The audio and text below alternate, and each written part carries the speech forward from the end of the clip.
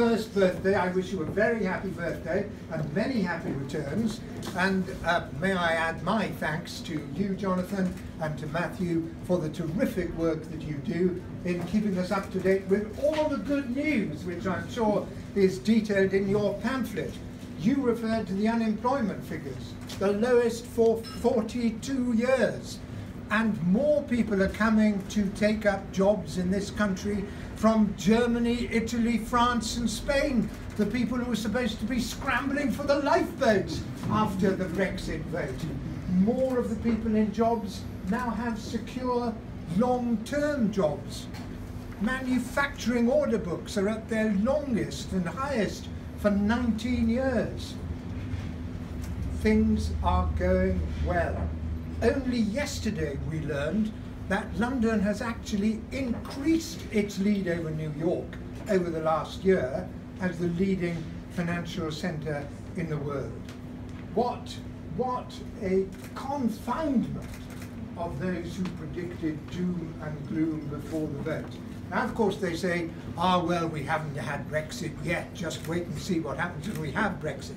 Well, I'm longing for the day when we have Brexit, because just as we've proved them wrong over the last year and a bit, we will prove them wrong when we leave, when we become the leaders in the world for the cause of free trade, which will not only benefit the United Kingdom, but will benefit hundreds of millions of people across the world, because we know that free trade is the thing that does more to raise prosperity and spread it more widely than any other thing that has ever been invented. But I want to say a word, perhaps a mildly controversial word, about the negotiations. Now, I had hoped, when we embarked upon these negotiations, I had hoped that we would be able to sit down with our partners, our former partners in the European Union, and have a friendly discussion and construct an amicable divorce. I'm afraid my hopes have been disappointed. Mr. Barnier seems to be acting as the representative of a country that has just won a war and is determined to exact the maximum amount of reparations from a vanquished, defeated country. Well, we are not a vanquished, defeated country. Mr. Barnier, I thought, really excelled himself the other day when he described as negative the position of the United Kingdom in demanding a line-by-line examination of the European Union's Brexit bill.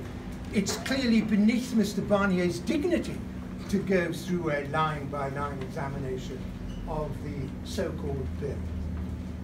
So I have a proposition to put to Mr. Barnier, which will relieve him of that obligation. It's a proposition which was first, I think, outlined in a pamphlet recently produced by Martin Howe QC and Charlie Elphink, the Member of Parliament for Dover. What I suggest we should do is to say to Mr. Barnier, let's submit the bill to binding independent arbitration. Let's have it decided, if there is indeed a bill, by a neutral arbiter or a neutral panel. We will agree in advance to be bound by the outcome of that arbitration, and we would invite Mr. Barnier similarly to be bound in advance. Now, I think that would certainly represent the kind of progress which the European Union are demanding by October before entering into talks on trade, because we would clearly have demonstrated a route to the solution of this problem. Incidentally, their insistence on progress in these issues before talking about trade is completely contrary to the wording of Article 50, because Article 50 says that the arrangements for any country wishing to leave should be decided taking into account the future relationship between that country and the European Union. So they're going against Article 50, but never mind. Let's accept their interpretation. Let's demonstrate progress. Let's make this offer to Mr. Barnier, and let's see what he says.